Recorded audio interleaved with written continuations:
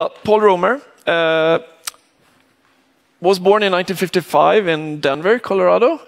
He received his PhD from University of Chicago, but unlike Professor Norhaus, Paul moved around quite a bit. University of Rochester, back to University of Chicago, University of California at Berkeley, Stanford University, New York University, where you are currently. The research question there, as we already know now, was about this other resource, knowledge. And in particular, knowledge, how it's advanced in market economies. Not at universities. Obviously, it's advanced here as well, but in market economies. And I said that knowledge accumulation in the form of new technologies is absolutely crucial for us. And we've heard it's crucial in this particular area as well. The key step here was the development of what is now ubiquitously called endogenous growth theory. Please, ladies and gentlemen, Paul Romer.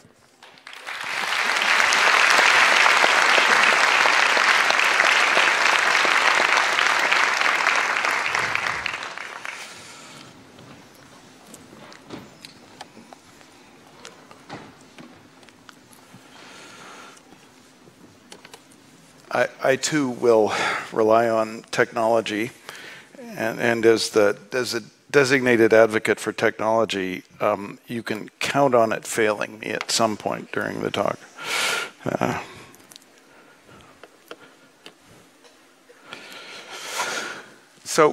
Thank you, Per, for framing the work that Bill and I have been engaged in such, I think, an appropriate way. It really is the global macroeconomics of the tension between the restraining force of scarce resources and the positive force that can come from discovery and innovation. Let me ask you to thank all the members of the committee for highlighting the connection between these two forces, the restraining and the positive, and it's the balance of these two that will determine our fate. Thanks as well to the many friends and colleagues and to the members of my family who can all be here today. Let me save my appreciation for the vision of Alfred Nobel and for the foundation that continues to keep his vision alive. Let me save that for my conclusion. So lately, lots of people have been asking me why exactly I won the Nobel Prize in Economics. My task, once again, is to try to explain, and I'll do my best. But one of the things I learned from my father, who's here in the front row, who spent his life as a politician, is that the key to success is to manage expectations. So let me warn you that I have trouble explaining why I think technological change is so compelling and so subtle. When my son Jeff was 7 or 8, he asked me what kind of work I did as a professor. I told him, well, I'm trying to understand why your grandparents, when they were children, didn't have access to the kinds of things that you have, like a video cassette recorder. Jeff looked at me and said, Dad, that's obvious.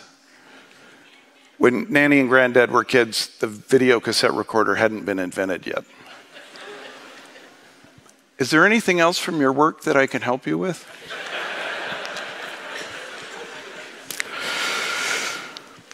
So today, I'll start by trying to describe this notion of the possibility of progress and explain why, when I was in graduate school in 1980, there were so many doubts about whether progress was possible, whether this positive force of discovery could offset the tension, the restraining force of the scarce resources.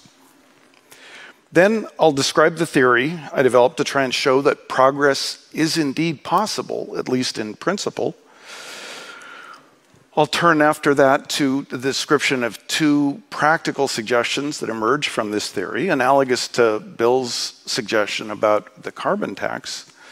mindful, as I am, that Alfred Nobel stipulated that prize winners be judged on the benefit they confer to humankind, not just on the scientific merit of their discoveries. So, when I was in graduate school in 1980, I think there were at least 3 distinct forces that were undermining confidence about the possibility of progress.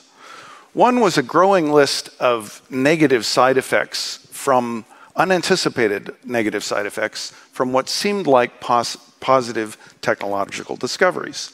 One of the most interesting was a discovery by Sherland Rowand and Mario Molina that chlorofluorocarbons could be destroying the ozone layer, a discovery for which they received the prize in chemistry in 1995. But their paper on this was in '74, but at this point we had also seen problems with DDT, the damage that was done to human health by leaded gasoline, even the cancer that was caused by cigarettes. So it seemed plausible that that positive force of discovery might not turn out, even on its own, to be so positive because of the unexpected negative side effects. It was also the case in 1980 that people had lost faith in the government to do the very basic jobs that we expected of the government. Throughout the 70s, there had been this steadily increasing rate of inflation. We'd had recessions that caused unemployment and moved inflation down, but still to a relatively high level. So we referred to the new experience as that of stagflation. But the really disturbing fact was that from one recession to the next, the general trend was for a steady increase in the underlying rate of inflation. Now, finally, my undergraduate degree was in physics, and from economic theory, the only theory of growth that made any sense to a physicist was the one developed by Thomas Malthus. It starts from an incontrovertible premise that there's a finite quantity of every natural resource. Using only simple arithmetic, it then follows that there is no possibility of sustained progress. Let me use copper as an example of a natural resource. The total mass of copper on Earth and Earth's crust is finite. Think of measuring that in kilograms. For every person in the Earth, the total number of people, you divide kilograms of copper by people, you get a certain amount of copper per person. Even if we don't use copper up because we transform it, but it still exists, there's no way to increase the total supply of copper available per person that we can use to do things like provide electricity. So there's no possibility of progress if it takes more of something like copper per person to make progress. And if we see a pattern of progress, it's very easy to reconcile that with this scarcity, because it could be a sign that we're depleting the untransformed stock of copper in the Earth's crust. We're depleting that, using more and more per person, but we're soon headed to the wall. We won't be able to keep extracting more and more copper. And when we hit that wall, it was equally plausible that we might not just slow down, but we could really face a collapse. Now, I was focused primarily on the trend. I was looking at history and saw this progress over 10,000 years that seemed hard to justify as just a temporary phenomenon that would soon come to the end. But the Malthusian theory has another implication, not about the trend, but about what economists refer to as a scale effect. What's the effect of having more people? Say at a point in time, suppose you have twice as many people. Here too, the conclusion is very grim. Twice as many people means half as much copper per person. It's just arithmetic. Now, Homo sapiens emerged during the Pleistocene in an era when this Malthusian theory applied with full force. And key elements of human nature were shaped by this experience. The one I want to emphasize is the predisposition we have to group people into us and them. Them is a group that poses an existential threat to us. They might steal our resources. They're also an opportunity. We might be able to steal their resources from them. And even if all we do is share, there's less for us when there's more of them. Now, Donna Strickland, who was one of this year's prize recipients in physics, told me that when she was president of the Optical Society, she was part of the planning for the International Year of Light. One of the goals they emphasized was the eradication of light poverty. Now, this is a picture that I've never forgotten since I saw it more than a decade ago. What it shows is some students studying under streetlights outside the airport in Conakry, Guinea. Now, this conveys just instantly the human consequences of light poverty. They can't do their homework at home. It also suggests this obvious fact about technology. We know how to provide light in homes. Why don't we use that technology to provide light in the homes of these students? But there's an emotion that can be invoked by this picture, which also relates to this Malthusian fear about us and them. With existing technology, if we were to provide them the same access to electricity that we have, this would lead to more emissions of carbon and could threaten the planet. So, although it's not always voiced, there is a realistic perception, seemingly realistic perception, that we have to retreat to a notion of us and them. We can't let them have what we have because we'll destroy the planet. Now, the problem as I saw it in my development of this theory of the economics of ideas was not what Malthusian theory suggested about scarce objects, but it was what it omitted, which was this possibility of discovering new ideas. This had been referred to, the process of the accumulation of ideas was often referred to as technological change, and just like my son Jeff, my colleagues recognized that this could be the offsetting force. But to have a theory that could satisfy a physicist, I needed to dig down into what was the meaning of an idea. How could we be precise about an idea and then use the accumulation of ideas as a way to understand technological progress? Now, one of the key elements of an idea is that it represents codified knowledge. It's knowledge represented in symbols on a piece of paper or in bits these days. Because it's codified, it can be copied and shared and then used by everybody on Earth. And by shared, I don't mean the kind of sharing where we take turns. This is the sharing where everybody can use something like the Pythagorean theorem at the same time, if we want to, for example, create the kinds of right angles that we use in construction. Now, the best way I know to illustrate a single idea comes from a truly remarkable paper that my co-recipient, Bill, wrote in the 1990s. His insight was that we could measure progress by using not the conventional units of $1's worth of purchasing power today or €1's worth of purchasing power.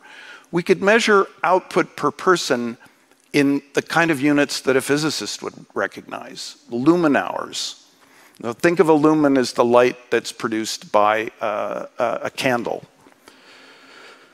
And going all the way back to the Pleistocene, Bill measured the amount of light that the average person could get from an hour of work.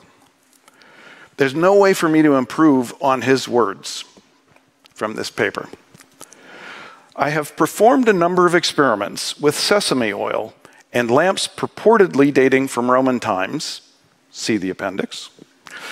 These experiments provide evidence that an hour's work today will buy 350,000 times as much illumination as could be bought in early Babylonia.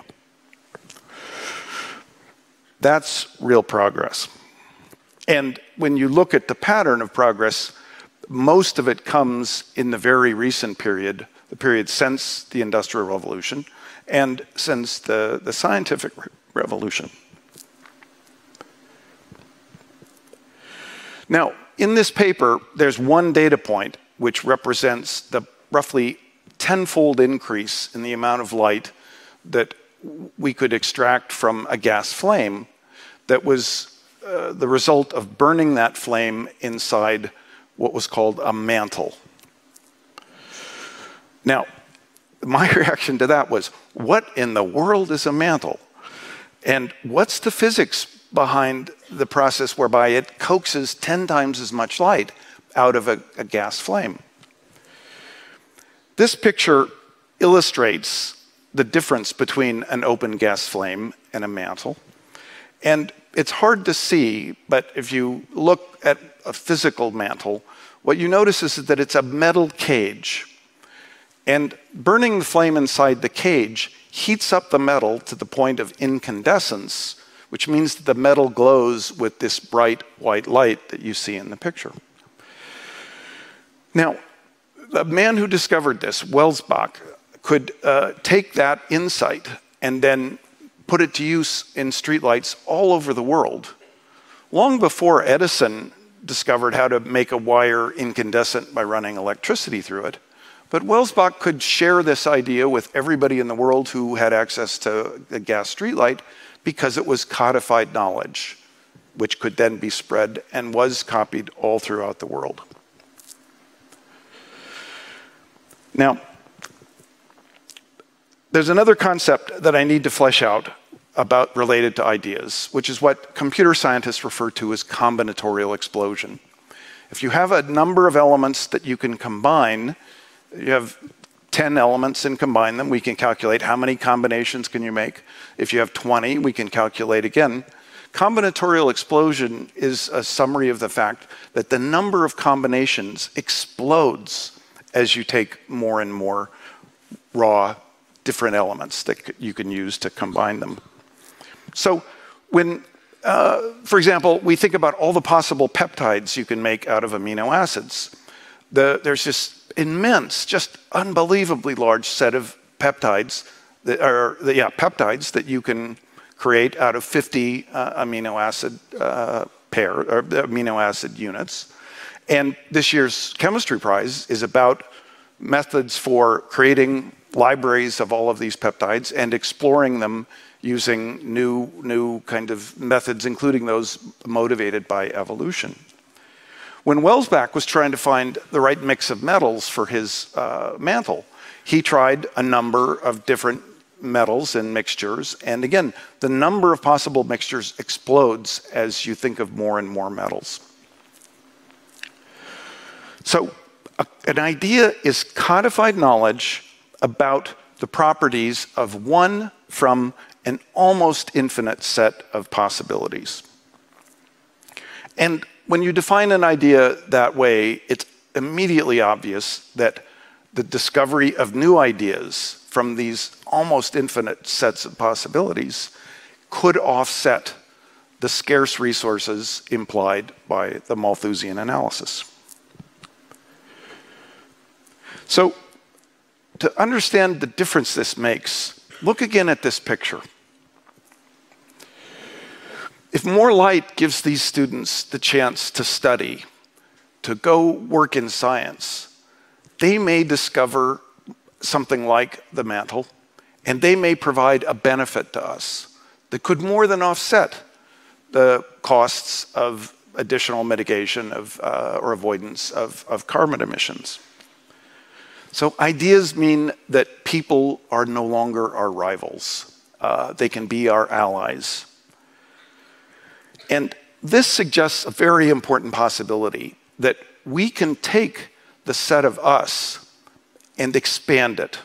We can draw a bigger circle, include more people inside us, and treat them with at least the indifference or the small appreciation that comes from membership in the set of us. Now, this benefit of other people was a possibility that Bill discovered in a model he published in 1969. Ken Arrow, another Nobel Prize-winning economist, wrote a model with that same property in 1962. In the 90s, after working out a theory of growth based on ideas, and along with other economists, worked on results showing that integrating different regions of the world into a unified global system where we traded goods, but particularly importantly, we traded ideas, this could speed up the worldwide rate of growth. But in a conversation I had with Bill, he said that he was uncomfortable about this result, that more people could actually be beneficial, because it was a theoretical possibility, but how did we know it was true? And when I looked at combining different regions, letting them work with each other, I skirted this issue because, in effect, what I was saying is we can let more people come to this party, but they got to bring their own resources. So there wasn't the same effect of more people meant less natural resources for each of us. What was astonishing was that work that emerged around this time, including work by Chad Jones, who's here somewhere, but also Ron Lee from demography, Michael Kremer, another young economist, work showing that from the period of roughly the Neolithic Revolution to at least the Scientific Revolution, the actual evolution of humans as a species was driven by a process of more discoveries leading to the production of more food, which led to more people who in turn developed more and more discoveries. And so there was this explosive process of growth that was in the population that was proceeding at a rate that was growing exponentially. So this is not exponential growth. This is exponential growth in the rate of exponential growth, which is the best way to characterize the behavior of humans up through about the Industrial Revolution. And as Michael Kremer showed, and as was also implicit in analysis by Diamond in his book, Guns, Germs, and Steel, the evolution of at least the carrying capacity of the number of people varied across regions that had started from initial differences in stocks of people and differences in the initial intrinsic carrying capacity. So some regions could take off in terms of technology and then have this more rapid growth of people and more growth of technology. Others, like Australia, after the ice had melted and there was no longer a land bridge that connected them to other people, where technological progress was very limited. But notice, this is an unusual notion of progress. It's progress in carrying capacity, but it's not progress in standards of living, because for most of this period, as we got more and more capacity for producing food, what it led to was more and more people. So rapidly growing people, rapidly growing technology, and increases in carrying capacity, but not much improvement in standards of living. And it's really after the Industrial Revolution, at about the same time as we started to limit our own fertility and the growth of the population, that we see what I would call material progress, which is growth in standards of living, growth in how much we have, like how much light we can have. Now, the key point I want to make is that there's a third notion of progress, what I want to call human progress. Progress not in what we have, but in who we are. And it's the kind of progress that comes from seeing other people, even perhaps starting to see other sentient beings, like the animals we interact with, seeing them as part of us, treating them with at least indifference rather than malevolence, and treating them as objects of predation. This type of progress in who we are is even more important than the material progress. And I know that the moral reasoning suggests that we should be capable of that kind of moral progress, human progress, even if in some sense it works to our disadvantage. But let's be honest, people are people. It's a lot easier to get people to think of others as allies if, in fact, those others actually help them. And this is what the period of explosive population growth shows. On balance, it's better to have more people. They are our allies. They are part of us. Now, am I being Pollyanna-ish? Something I get accused of in saying that we're capable of this kind of deep human progress. I don't think so. For example, we live in cities with millions of people, most of whom are strangers, and we're not threatened by them, and we don't try to attack them. And this is something that our ancestors in the Pleistocene could never have understood. But even more importantly, us used to mean the way that men thought about other men.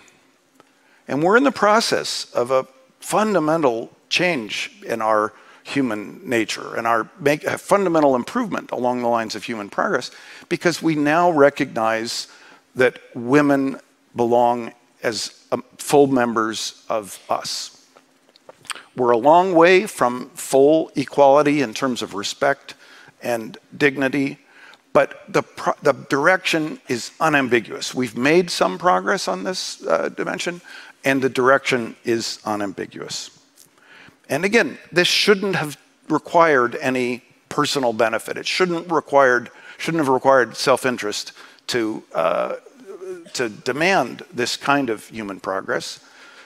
But again, it helps when people understand that the discoveries of Marie Curie or Donna Strickland or Frances Arnold can actually make our lives better, and that there's a huge advantage in doubling the number of people who can contribute to the production of the ideas from which we all benefit. So my time is coming to an end. Let me just hint at two practical policy applications that emerge from this economics of ideas. One is to think of cities as chances for people, especially in the developing world, to get the benefits of interaction with other people. Other people are beneficial on net. In the words of my colleague Ed Glazer, cities make us smarter. Now, in the coming century, we will build more urban area than we've built. We humans will build more human area than we've built since the Neolithic Revolution. It'll take only about 100 years. And then as the population stabilizes in this century, this project, what my colleague Saul Angel calls the urbanization project, will be done. We'll have the layouts of the cities that people will live with forever. And if we lay out the city from the beginning, if a government lays out the city with a plan that protects some public space, that allows the kind of connectivity you get when you've got a street that's wide enough for a bus to drive down, and to make sure that nobody's more than about a half a kilometer from a bus route that they could use from home to work. If you lay out that space in advance, it costs almost nothing. If you try to get it after completely disorganized, unplanned development, it's almost infinitely costly to get that space. I don't think we'll ever see anywhere in the future the kind of experience that Paris went through under Haussmann, where it was possible to just destroy large numbers of buildings, move people, and build broad avenues where they didn't exist before. So we have a chance in the next 100 years, at very low cost, to lay the foundation for successful urbanization that can help everyone enjoy the benefits of learning from others. But if we take a pass on this, the opportunity will be gone. And the entire future will be less, will generate less material progress for all the people who could so much benefit from it. The other point I need to make is that because the population won't grow after this century, to keep getting more and more ideas, we need more people to go into science, and we need to raise the productivity in science.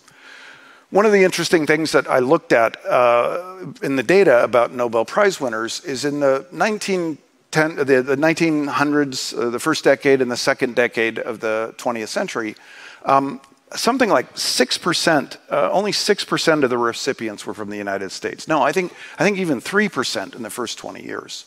Then, and from the 1930s and 40s, it increases to 15%. After World War II, it approaches more than 50%. That early development is a sign of investments the United States made in a university system that started in the 1860s. And it takes time for a commitment to science to progress to the point where you have people doing Nobel Prize quality science. But it's possible. And we could do now new things that help spur the same kind of both increase in the total fraction of the population that is engaged in discovery and research and science, and we can raise the productivity of all of those people. There is evidence right now that productivity in science has been falling as more and more people have gone into it, but this is something that we can correct. Finally, it is true that we face a very serious challenge with addressing global warming, but it's important to remember this is a challenge not of the physics, not of nature, not of scarce resources. This is a challenge of making a decision. It's like deciding to switch to daylight savings. It's like deciding in Sweden to shift to driving on the right. It's not hard to do it once you decide. What's hard is deciding. And that's what Bill's idea of the club is about. But even within a country, we need to find ways to appeal to other parts of the human spirit to persuade us all to make those kinds of decisions. So let me close with encouragement to young people about what a fantastic life can come from science. And encouragement to young economists. At a time when the economics profession has gotten a lot more competitive, it's much tougher to start out as a young person than it was when I was a graduate student or Bill was.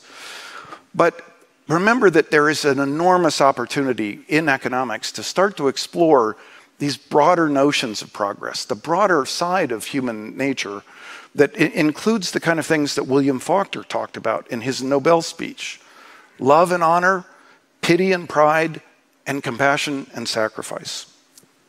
Economics will be much more relevant when we can take account of all those, and we'll have a better idea about why is it that we can sometimes appeal to sacrifice and people respond, because this is what we'll need.